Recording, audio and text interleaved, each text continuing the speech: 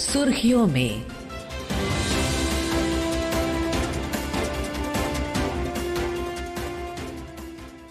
ये आकाशवाणी है। प्रस्तुत है कार्यक्रम सुर्खियों में। इसके अंतर्गत सुनिए कोयला उत्पादन में भारत की उल्लेखनीय प्रगति पर चर्चा। इसमें भाग ले रहे हैं ऊर्जा विशेषज्ञ नरेंद्र तनेजा और पत्रकार ऋतुराज बरुआ।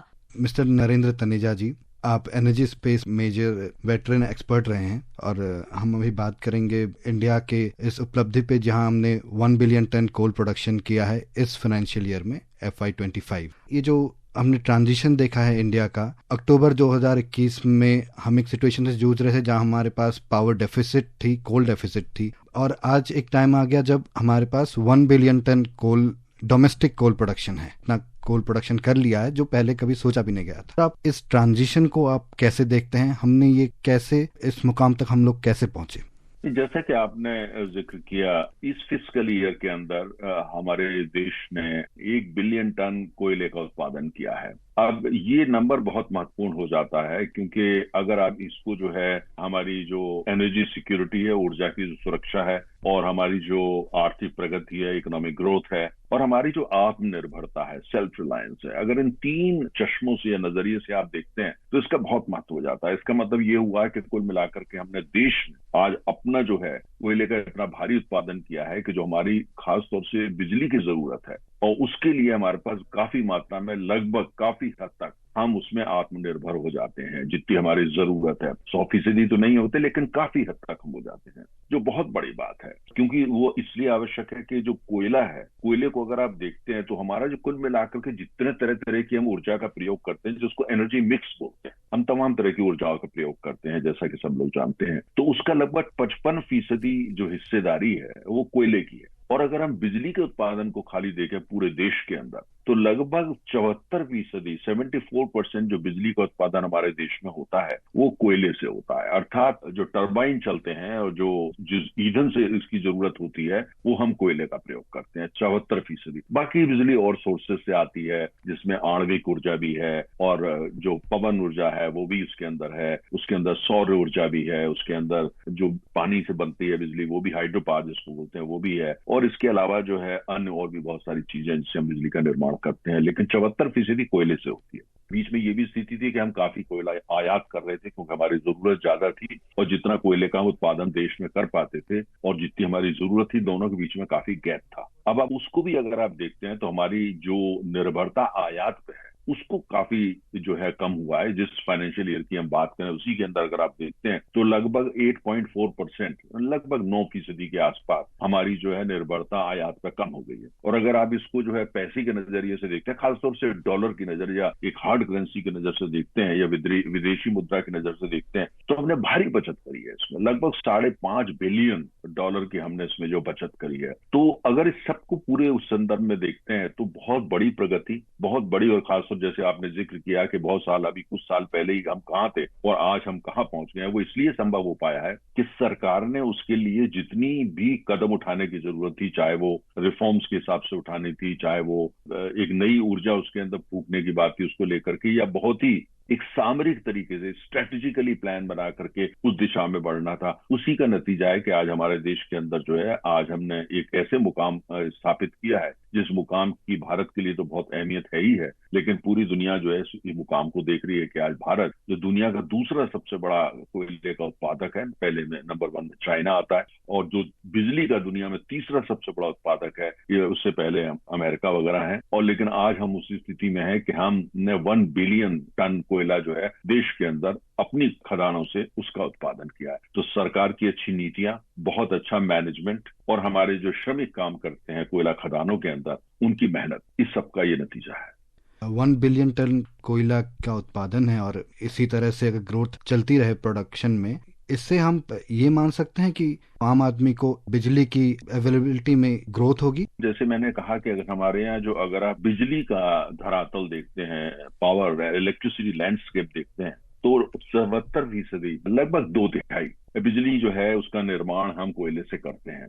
अब अगर हम देश के अंदर ही इतनी भारी मात्रा में कोयले का उत्पादन कर पाएंगे और दूसरी तरफ उसके लिए जो भी हम power plants, coal fired power plants हैं, जो कोयले से चलने वाली बिजली घर है, उनके अंदर नई टेक्नोलॉजी लेकर के आएंगे, जो आया जा रहा है, और जहां जरूरत है नए पावर प्लांट्स की भी स्थापना की जा रही है। और ये भी पक्का करा जा रहा है कि जहां जहां कोयले का उत्पादन होता है और पूरे देश में जहां जहां बिजली घर हैं, उनके अंदर बड़ी आसानी से रेल के माध्यम से, अन्य माध्यम से उस कोयले को उपलब्ध कराया। तो ये भी बहुत बड़ा काम है, जो कि जिस पर काफी सरकार ने जो है रेल मंत्रालय के साथ मिलकर इसको प्राथमिकता दी है। तो इसका मतलब ये हुआ, चाहे उत्तर में हो या दक्षिण में हो या पूर्व में हो या नॉर्थ ईस्ट में हो या पश्चिमी भारत में हो, बिजली को लेकर के काफी हद तक जो है आपकी जो समस्याएं हैं वो इससे हल होती हैं। और जैसा कि मैंने कहा कि अभी कोई बहुत पुरानी बात नहीं है, आज से 10 साल पहले का अगर आप उठा करके देखते हैं तो हमारे पास 33 करोड़ लोग भारतीय ऐसे थे जिनको बिजली उपलब्ध ही नहीं। 33 करोड़, अंदाज लगाइए। भारी मात्रा में हमारे गांव थे जहां बिजली नहीं होती थी। आज जो है पूरे देश के अंदर हर गांव में, हर घर में बिजली को पहुंचाया गया है।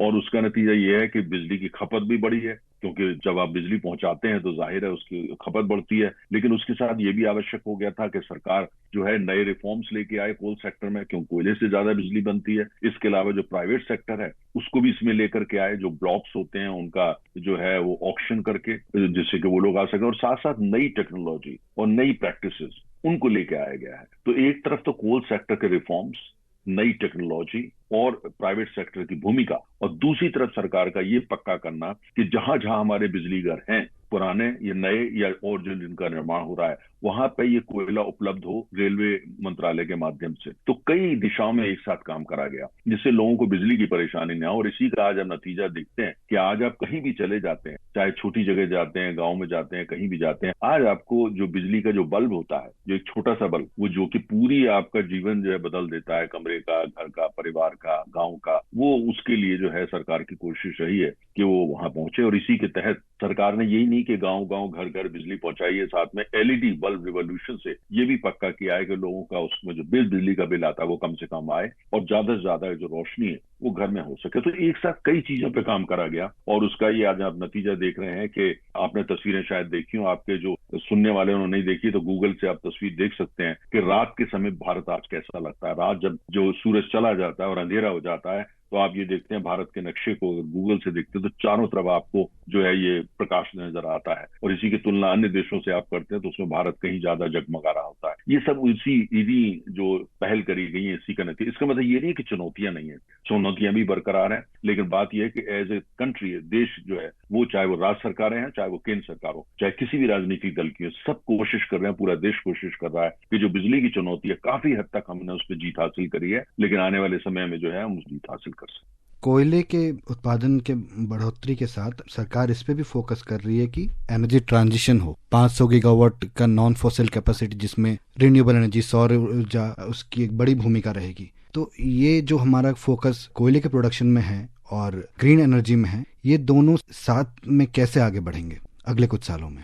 हमारे सामने दो चुनौती है। एक तो हमको जल्दी से जल्दी ज्यादा से ज्यादा बिजली का उत्पादन करना है, और दूसरी तरफ हमारी ये चुनौती है कि हमारे यहाँ बहुत भारी मात्रा में बिजली का उत्पादन हम कोयले से करते हैं, जिससे थोड़ा प्रदूषण होता है, कहीं टेक्नोलॉजी पे डिपेंड कर, कहीं ज्यादा थोड़ा कहीं कम। तो इसलिए, और दूसरी तरफ ये है कि हमारा देश का, हमने ये एक नेट जीरो का टारगेट 2070 तक रखा हुआ है। तो सरकार ने, जबकि हम कोयले का उत्पादन भी बढ़ा रहे हैं, बिजली का निर्माण भी ज्यादा कर रहे हैं, उत्पादन बढ़ा रहे हैं, लेकिन साथ साथ चूंकि हम एक ग्लोबल सिटीजन हैं और एक हम अच्छे नागरिक हैं, हमें सरकार को, देश को, लोगों की स्वास्थ्य की बहुत चिंता है, पर्यावरण की बहुत चिंता है। तो उसके तहत जो है वो ज्यादा से ज्यादा जो ग्रीन एनर्जी है, रिन्यूएबल एनर्जी, उसका वो करा जाए। तो 500 गीगावाट का जो टारगेट है वो हमारा 2030 तक का है, लेकिन अगर आप उसको देखते हैं ध्यान से तो उस 500 गीगावाट का 236 गीगावाट हमने, अभी हम 2025 में पहुंचे, हमने वो हासिल कर लिया है। और हम जो इस बात की पूरी उम्मीद है कि 2030 से पहले हम जो है वो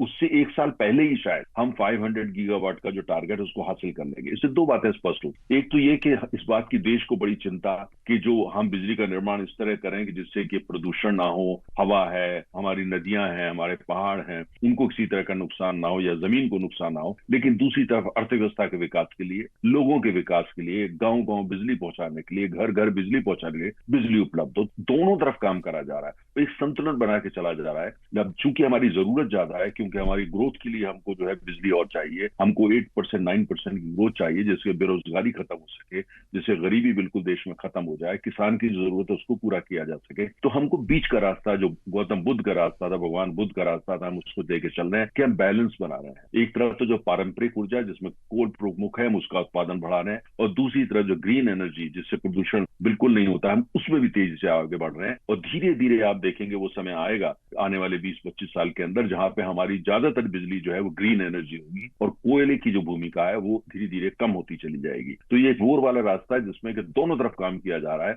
और आज जो ग्रीन एनर्जी पे, रिन्यूएबल एनर्जी पे भारत काम कर रहा है, उसकी पूरी दुनिया सराहना कर रही है। किसी भी देश जो विकसित देशों में शामिल है उसमें आज जितनी प्रगति भारत हासिल कर रहा है रिन्यूएबल एनर्जी में या ग्रीन एनर्जी में, कोई देश नहीं कर पा रहा। खासतौर से अगर आप विकासशील देशों को देखते हैं तो वो कम है। कुछ लोग यहाँ पे आपके श्रोताओं को बताऊंगा, कुछ लोग इसकी चर्चा आजकल बहुत करते हैं कि चाइना में इलेक्ट्रिक व्हीकल्स बहुत आ गए। तो इसमें ध्यान देने की बात है, इलेक्ट्रिक व्हीकल चाइना जरूर आ गए हैं, लेकिन उनके इलेक्ट्रिक व्हीकल चलते उस बिजली से जो इसका निर्माण कोयले से होता है, तो वो कोल फायर्ड इलेक्ट्रिक व्हीकल्स है। ये हमको ध्यान रखने की जरूरत है। तो वहां पे भूमिका जो कोयले की है वो कोई एकदम कम नहीं हुई है। तो हम दोनों तरफ, ग्रीन एनर्जी भी और दूसरी तरफ पारंपरिक ऊर्जा, दोनों का विकास हमारे देश की जरूरत है, क्योंकि हमारे देश को आगे बढ़ाना है, हमने देश को विकसित अर्थव्यवस्था बनाना है 2047 तक। तो इसलिए जो है सरकार की जो अप्रोच है वो बैलेंस रखते हुए दोनों तरफ तेजी से काम करना, लेकिन इस बात पर फोकस कि भविष्य में हमारी ज्यादा से ज्यादा ऊर्जा जो है वो ग्रीन एनर्जी है। ग्रीन एनर्जी के साथ ही कोल मिनिस्ट्री और केंद्र सरकार का एक इम्पोर्टेंट फोकस एरिया है कोल गैसिफिकेशन। आप हमारे श्रोताओं को अगर थोड़ा सरल भाषा में बता पाएं कि गैसिफिकेशन कितना जरूरी है देश के लिए, और कोल ज्यादातर पावर जनरेशन में यूज होता है, गैसिफिकेशन से ये कोल, ये कमोडिटी किस तरह काम आएगी देश के लिए? देखिए, कोयला जो है वो भी एक किस्म की फॉसिल फ्यूल है। कुल मिला के 3 तरह की फॉसिल फ्यूल होती है, तेल, प्राकृतिक गैस और कोयला। और अगर जो सरकार की जो नीति है उसमें जो काफी हम लोग आगे आ चुके हैं, काफी उपलब्धि हमने हासिल करी है कि कोयले का प्रयोग जो है हम ज्यादा से ज्यादा और लंबे समय तक करते रहें। उसके अंतर्गत जो है ये नीति सरकार लेकर के आई है, और जिसमें हम काफी आगे बढ़े हैं, काफी भारी मात्रा में उसका हम उत्पादन कर रहे हैं कि जो कोयला है उसको गैसिफाई कर दें। चूंकि वो भी एक फॉसिल फ्यूल है तो इसको एक टेक्नोलॉजी के मार्फत उसको गैसिफाई कर दिया जाता है, गैस में परिवर्तित कर दिया जाता है, तब्दील कर दिया जाता है, और फिर जो प्रयोग करी जाती है वो गैस करी जाती है। तो उसके एक पूरी टेक्नोलॉजी है, उसका एक अपना अर्थशास्त्र है, और सरकार ने नई उसमें नीति ला करके जो है उसमें आगे बढ़ी है। और आज हमारे देश में तरह तरह की जगह आप देखेंगे तमाम सारी कंपनियां हैं, उत्पादन केंद्र हैं, जहां पे उनका काम यह है कि वो कोयले से जो है वो गैस बना रहे हैं, और उस गैस का जो है वो हमारे यहाँ तरह तरह से इंडस्ट्रीज में पावर प्रोडक्शन के लिए और तरह जो है वाहन वगैरह चलाने के लिए उसका प्रयोग हो रहा है। चूंकि हमारे देश में जो है वो कोयले की भारी मात्रा में जो हमारे पास कोयला उपलब्ध है, तो ये नीति है कि आगे आने वाले समय के अंदर शायद वो समय आए, हो सकता है हमें कोयले की बहुत ज्यादा जरूरत ना हो बिजली निर्माण के लिए, क्योंकि आणविक और रिन्यूएबल एनर्जी ये काफी आगे बढ़ जाएंगे, लेकिन तब भी हम कोयले का प्रयोग करते रहे, क्योंकि कोयला एक ऐसा सोर्स है जो कि हमारे देश में उपलब्ध है। तेल के लिए हमें विदेशों पर निर्भरता बहुत ज्यादा है, हमारी लगभग जो है वो 88% से ज्यादा है। प्राकृतिक गैस के लिए 56% है। तो सरकार की नीति है कि ऊर्जा की दृष्टिकोण से हम आत्मनिर्भर हो जाए, हमारी विदेशों पे नीति जो है विदेशों पे निर्भरता कम हो जाए। उसके तहत इसको बढ़ाया जा रहा है कि जो कोयला जो हमारे देश में प्रकृति ने हमको दिया है उसका हम प्रयोग खाली कोयले को कोयले की तरह प्रयोग ना करके, बल्कि कोयले को गैस में परिवर्तित करके एक टेक्नोलॉजी के माध्यम से उसका प्रयोग भी करते रहे, जिससे आने वाले लंबे कई दशकों तक हम जो है अभी जो कोयला सीधा प्रयोग कर रहे हैं, आने वाले समय में हम कोयले का प्रयोग उसको गैस बना करके भी कर सकें, जिसमें भारत को काफी सफलता मिल रही है। उसका अर्थशास्त्र हमारे लिए अनुकूल है, वो काफी निवेशकों को आकर्षित कर रहा है, और उसके लिए जो टेक्नोलॉजी की आवश्यकता है उसको भी लाया जा रहा है। और कहा यह जा रहा है, भारत भी इसमें प्रयास कर रहा है, कुछ अन्य देश भी कर रहे हैं कि कोयले का भारी मात्रा में प्रयोग करा जाएगा, और कोयले से जब हम गैस में परिवर्तन करेंगे जो एमिशंस है वो जीरो हो जाएंगे। तो जीरो एमिशन कोल, या जिसको कुल आम भाषा में अब ग्रीन कोल भी कहा जाने लगा है, तो भारत भी उस दिशा में बढ़ रहा है जहां कोयले का प्रयोग होगा और कोयले के प्रति जो नजरिया है कि इससे हाथ काले होते हैं या प्रदूषण होते हैं वो बदलेगा, और इसको ग्रीन कोल, जिसको ऑलरेडी कई जगह कहा जा रहा है, तो हम उस दिशा में आगे बढ़े। धन्यवाद आपके विश्लेषण और आपके ओपिनियन के लिए। धन्यवाद। अभी आप सुन रहे थे कोयला उत्पादन में भारत की उल्लेखनीय प्रगति पर चर्चा। इसमें भाग ले रहे थे ऊर्जा विशेषज्ञ नरेंद्र तनेजा और पत्रकार ऋतुराज बरुआ। ये कार्यक्रम आकाशवाणी के समाचार सेवा प्रभाग द्वारा प्रस्तुत किया गया। इसे आप हमारे mobile app news on AIR और YouTube channel news on AIR official पर भी सुन सकते हैं। सुर्खियों में